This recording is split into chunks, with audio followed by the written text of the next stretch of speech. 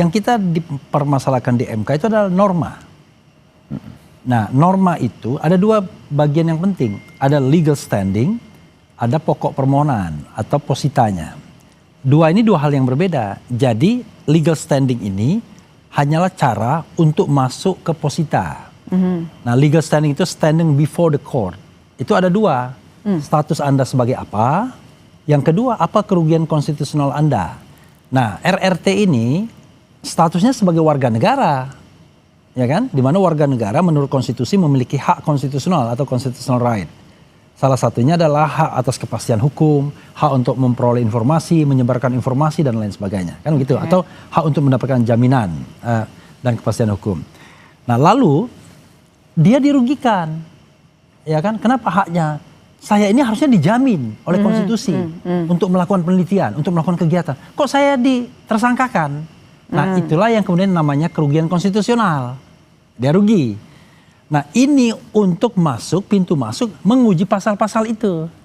Setelah ini selesai, maka pasal-pasal ini diuji. Apakah pasal ini confirm dengan konstitusinya? Contoh misalnya, ya, pasal mengenai bahwa soal pencemaran nama baik. Kan begitu saja di dalam Undang-Undang ITE. Sama MK dibatasi. Pasal pencemaran nama baik tidak berlaku untuk pejabat publik. Tidak berlaku untuk institusi publik. Tidak berlaku untuk organisasi yang ajak.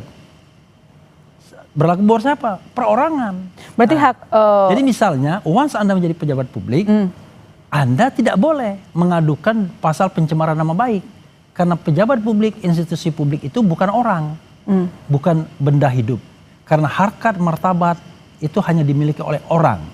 Bukan oleh jabatan atau institusi publik. Nah, kita minta tambahan pembatasnya itu, yaitu urusan publik.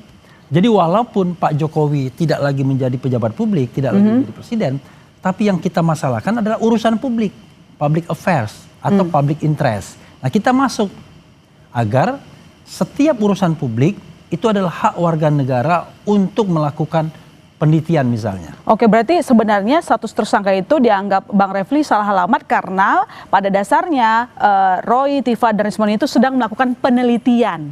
Jadi kalau kita mau bicara angkat lagi ke konstitusi, jangankan orang melakukan penelitian, orang berpendapat saja terhadap urusan publik itu tidak boleh dikriminalkan. Tidak boleh dikriminalkan. Itu yang kemudian kita mintakan tafsir itu ke Mahkamah Konstitusi. Kalau ini dikabulkan, ini akan dahsyat. Tidak hanya untuk kepentingan RRT, tapi untuk kepentingan kita semua. Nanti misalnya Refli Harun menceritakan tentang katakanlah kritik saya terhadap Prabowo misalnya. Prabowo nggak boleh. Misalnya Prabowo udah pensiun, saya bilang apa yang dilakukan Prabowo itu nggak benar dan lain sebagainya. Tapi karena yang saya kritik adalah urusan publik, public affairs, maka tidak boleh ada kriminalisasi terhadap itu. Dianggap dikriminalisasi. Saya sedang membangun demokrasi dan konstitusi.